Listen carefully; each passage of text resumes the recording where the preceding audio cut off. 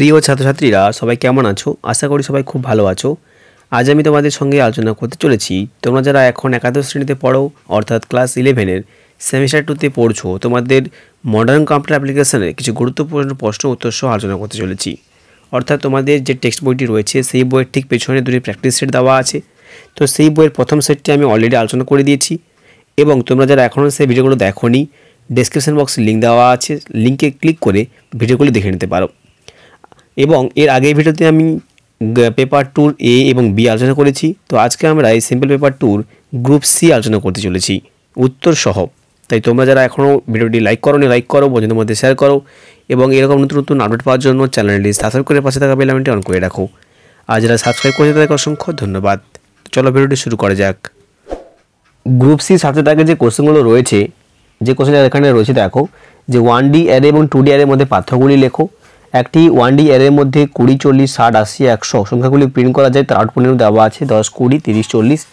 তো এর উত্তর কী হবে আমি তোমাদেরকে পেজ নম্বর সহ এবং করে দেখিয়ে দিচ্ছি কীভাবে এবার করবে।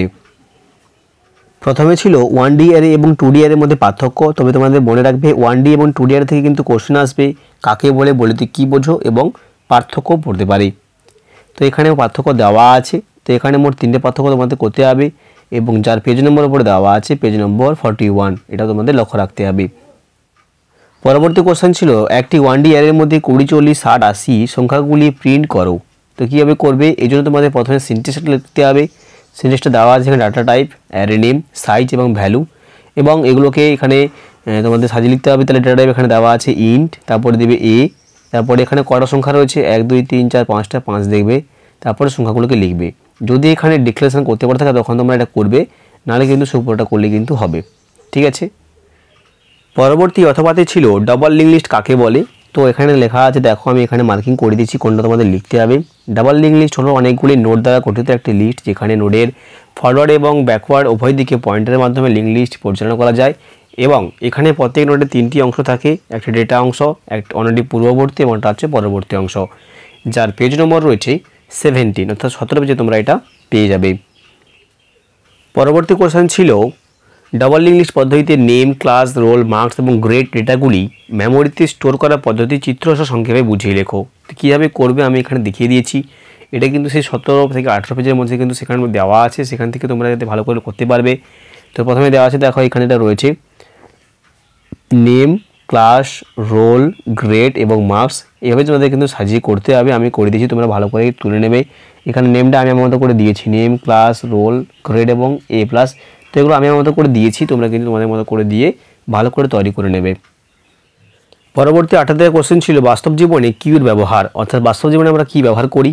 তো এখানে দেখো এখান থেকেই দেওয়া আছে যে এখান থেকে তোমাদের লিখতে হবে যে বাস্তব জীবনে আমরা কিউ কীভাবে ব্যবহার করি, এটাই দেওয়া আছে, ভালো করে পড়ে নেবে। এগুলো কিন্তু এতটাই ফ্যাক্ট নয়, একবার পড়লে তোমরা কিন্তু লিখতে পারবে। যার পেজ নম্বর রয়েছে 23, অর্থাৎ 23 পেজে তোমরা এটা পেয়ে যাবে। পরবর্তী কোশ্চেন ছিল কিউতে ডেটা বিউজ অর্থাৎ ডিলিট করা অ্যালগরিদমটা আমাদের লিখতে হবে, সেটা এখানে দেওয়া আছে। তো এটাই এখানে মোট 6টা স্টেপ আছে, সেই 6টা স্টেপই কিন্তু তোমাদের লিখতে হবে। আগে দেওয়া আছে বিগিন, 2 আছে in front -1 less then print underflow and exit, 3তে দেওয়া আছে সেট আইটেম কিউ, 4এ দেওয়া আছে ফন্ট সমান ফন্ট +1 এবং প্রিন্ট আইটেম ডেট এবং দেওয়া আছে এক্সিট। তো এটা কিন্তু তোমাদের এভাবেই লিখতে হবে, যার পেজ নম্বর হলো 24। পরে অথবা যদি দেওয়া আছে টিকা লেখো, লিনিয়ার সার্চ এবং বাইনারি সার্চ। তো লিনিয়ার সার্চ টিকা কীভাবে লিখবে, তো লিনিয়ার সার্চ যেহেতু টিকা বলে দেওয়া আছে তোমাকে কিন্তু পুরোটা লিখতে হবে। এখানে আমি পুরো মার্কিং করে দিচ্ছি, এটা কিন্তু পুরোটাই লিখতে হবে। ঠিক আছে, এটা কোথায় রয়েছে, এর পেজ নম্বর হলো 33, অর্থাৎ 33 পেজে তোমরা এটা পেয়ে যাবে। এবং পরে দেওয়া আছে বাইনারি সার্চ, এটা লিখতে হবে কতটা, এটা কিন্তু লিখতে হবে, এখান থেকে মার্কিং করে দিচ্ছি, এখান থেকে কিন্তু তোমাদের এই পর্যন্তই লিখতে হবে। ঠিক আছে, এটার পেজ নম্বর হলো 35। পরবর্তী 9 দিকে রয়েছে শিল্ডেড অর্থাৎ এসটিপি এবং ইউটিপি কাকে বলে। তো এর সংজ্ঞাটা এখানে দেওয়া আছে, এসটিপি অর্থাৎ শিল্ডেড টু স্টেট পেয়ার এবং আনশিল্ডেড টু স্টেট পেয়ার এখানে দেওয়া আছে, এদের হচ্ছে তার সংজ্ঞা। এবং পরবর্তীতে ছিল কোয়াক্সিয়াল কেবল আমরা কাকে বলবো, সেটা কিন্তু এখানে দেওয়া আছে, একদম নিচে তোমরা পেয়ে যাবে। কোয়াক্সিয়াল কাকে বলে এখানে নিচে দেওয়া আছে, কোয়াক্সিয়াল কেবল কাকে বলবো এখানে দেওয়া আছে। একই নম্বর পেজে, অর্থাৎ পেজ নম্বর হলো 55 পেজে তোমরা এটা পেয়ে যাবে। ঠিক আছে, আর একটা কোশ্চেন ছিল এখানে টোস্টেড পেয়ার কেবল এবং ফাইবার অপটিক্যাল কেবলের মধ্যে পার্থক্য কী লেখা হবে। এখানে রয়েছে দেখো টুইস্টেড প্যারা কেবল এবং ফাইবার অপটিক কেবলের মধ্যে পার্থক্য এখানে দেওয়া আছে, যার পেজ নম্বর দেওয়া হলো 57। তবে এখানে মনে রাখবে 2 মার্কের কোশ্চেন হলে তোমাদের 3টে লিখতে হবে এবং 3 মার্কের কোশ্চেন হলে তোমাদের 4টা লিখতে হবে। ঠিক আছে, পরবর্তী কোশ্চেন অথবা রয়েছে দেখো HTML এর নিচের CSS প্রপার্টিসগুলির সিনট্যাক্স ও কাজ কি ব্যবহার লেখো, অর্থাৎ আমাদের কাজ লিখতে হবে এবং তার সিনট্যাক্সগুলো লিখতে হবে। তো এখানে আমি দিয়েছি, যেইটুকু বলবো তোমরা সেইটুকুই কিন্তু লিখবে। ঠিক আছে, প্রথমে তাহলে দেখো ব্যাকগ্রাউন্ড কালার। তো ব্যাকগ্রাউন্ড কালারের কাজটা এখানে দেওয়া আছে। ব্যাকগ্রাউন্ড কালার প্রপার্টি CSS এর কোনো এলিমেন্টের ব্যাকগ্রাউন্ডের রং নির্ধারণ করতে ব্যবহার করা হয়, এটি বিভিন্ন রঙের মান গ্রহণ করতে পারে। আর সিনট্যাক্সটা তোমরা কী লিখবে, সিনট্যাক্স লিখবে এইটা যেটা দেওয়া আছে এখানে, এটাই লিখবে selector background colour colon colour সমান ভ্যালু দিয়ে দেবো, সিনট্যাক্স এখানে শেষ করে দিতে হবে। এটা হচ্ছে তার সিনট্যাক্স। ঠিক আছে, উদাহরণ দেওয়া আছে দেখো যে ব্যাকগ্রাউন্ড কালার তোমরা কী ব্যবহার করবে, যেমন এখানে ব্যবহার করে থাকি আমরা ব্যাকগ্রাউন্ড কালার সমান লাইট ব্লু হতেই পারে। ঠিক আছে, পরে ছিল CSS এর কালার এর কাজ ও সিনট্যাক্সটি লেখো। CSS এর কালারের কাজ কী হবে, CSS এর কালার প্রপার্টি কোনো টেক্সটের রং নির্ধারণ করতে ব্যবহার করা হয় আর এই বিভিন্ন ধরনের রঙের মান গ্রহণ করতে পারে। যেমন সিনট্যাক্সটা কী হবে, সিনট্যাক্সটা এখানে রয়েছে দেখো যে সিলেক্টর দ্বিতীয় বন্ধনী শুরু কালার কোলন কালার ভ্যালু। ঠিক আছে, এটা তার সিনট্যাক্স, এটা লিখলেই হবে। পরবর্তী কোশ্চেন ছিল HTML এ প্যাডিং এর কাজ কি। এটা যে প্যাডিং এর কাজ, CSS এ প্রপার্টি কোনো HTML এলিমেন্টের কোনো কন্টেন্ট ও তার বর্ডারের মধ্যে ফাঁকা স্থান মানে স্পেসিং নির্ধারণ করতে ব্যবহার করা হয়। এই এলিমেন্টের চারপাশে ভিতরে স্পেস করতে ব্যবহার করা হয় এবং তৈরি করতে ডিজাইন করতে এবং লেআউট ঠিক করতে সাহায্য করে। এবং এর সিনট্যাক্স এর সিনট্যাক্সটা হলো এটাই যে সিলেক্টর প্যাডিং ভ্যালু দিলেই দ্বিতীয় বন্ধনী শেষ করলে কিন্তু সিনট্যাক্সটি কমপ্লিট হবে।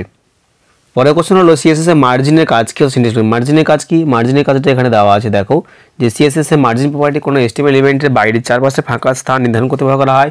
এটি কোনো এলিমেন্টের থেকে নির্দিষ্ট দূরত্ব বজায় রাখতে সাহায্য করে এবং পেজের লেআউট তৈরি করতেও ব্যবহার করা হয়। সিনট্যাক্সটিকে লেখা হবে একই রকমের সিলেক্টর মার্জিন কোলন ভ্যালু দিয়ে এখানে দ্বিতীয় বন্ধনী শেষ করতে হবে।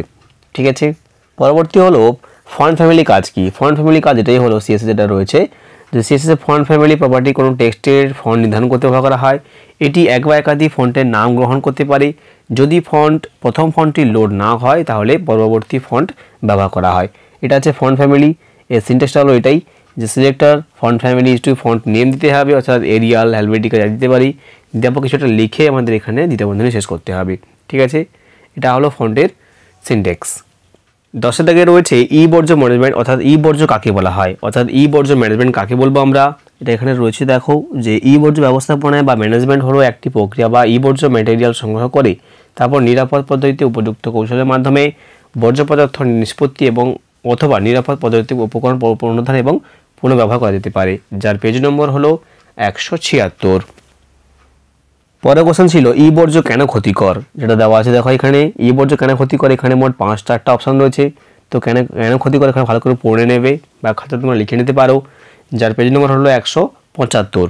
ঠিক আছে, পরের কোশ্চেন হলো সাধারণত বর্জ্য দ্রুত নিষ্পত্তি করার বিষয়ে কয়েকটি কার্যকরী বলে দেওয়া আছে, মানে আমরা কীভাবে এগুলোকে বর্জ্যগুলোকে নিষ্পত্তি করব তার জন্য 3টা অপশান এখানে রয়েছে। প্রথমে রয়েছে ল্যান্ড ফিলিং, অ্যাসিড স্নান এবং পুড়িয়ে ফেলা। এই 3টা ভালো করে পড়ে নিলে কিন্তু তোমরা বর্জ্য থেকে বিভিন্ন রকম কোশ্চেন তোমরা লিখতে পারবে। ঠিক আছে, উত্তরগুলো যার পেজ নম্বর হলো 177 পেজে এটা দেওয়া আছে। ঠিক আছে, পরবর্তী অথবাতে প্রথম কোশ্চেন হলো ফিশিং বলতে কী বোঝো। ফিশিং বলতে কী বোঝো এখানে দেওয়া আছে দেখো, বেশ সুন্দর করে দেওয়া আছে, তোমাদের বইয়ের পিছনেটা আছে যে ফিশিং হলো একটি সাইবার ক্রাইম যেখানে অবৈধ চক্র একটি বিশেষ যোগ্য উৎস হল থেকে মেল মেসেজ লিঙ্কিং পাঠিয়ে অথবা টেলিফোন বার্তার মাধ্যমে আমাদের পরিচয় হিসেবে নিজেকে জাহির করে আমাদের ব্যক্তিগত তথ্য banking credit card debit card email password ইত্যাদি জেনে নেওয়ার প্রচেষ্টা করে, এটাকে বলা হয় ফিশিং বলা হবে। এর পেজ নম্বর হলো 182। ঠিক আছে, পরবর্তী দুটো কোশ্চেন উত্তর তোমরা এখানেই পেয়ে যাবে, অর্থাৎ ইমেল ফিশিং বা ইমেল জালিয়াতি কী এবং ফিশিং থেকে রক্ষা পাওয়ার সতর্কতা কী রয়েছে। দুটো কোশ্চেন উত্তর তোমরা এখানে পেয়ে যাবে, যার পেজ নম্বর হলো 161। দুটো কোশ্চেন উত্তর এখানেই রয়েছে।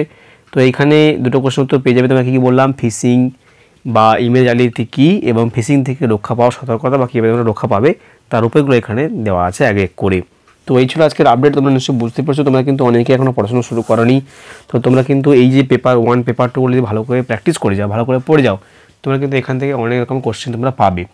এছাড়াও যে পেপার 1 পেপার 2 রয়েছে তার পেছনে ঠিক অনেকগুলো কোশ্চেন রয়েছে, সেই কোশ্চেনগুলো ভালো করে পড়েগুলো কিন্তু তোমরা পরীক্ষাতে গিয়ে অনেক কোশ্চেন কমন পেয়ে যাবে। এছাড়াও যদি কোনো রকম কোশ্চেন তোমাদের অসুবিধা থাকে তোমরা অবশ্যই কমেন্ট করে জানাতে পারো এবং তোমাদের ক্লাস 12 পর্যন্ত আমি তোমাদের সঙ্গে রয়েছি, ফলো করে রাখো। সমস্ত ধরনের সাজেশন সমস্ত ধরনের কোশ্চেন তোমাদের সঙ্গে আলোচনা আমি করে দেবো। ঠিক আছে, আর ভিডিওটা লাইক করো, বন্ধুদের মধ্যে শেয়ার করো। আর এরকম নতুন নতুন আপডেট পাওয়ার জন্য চ্যানেলটি সাবস্ক্রাইব করে পাশে থাকা বেল আইকনটি অন করে রাখো।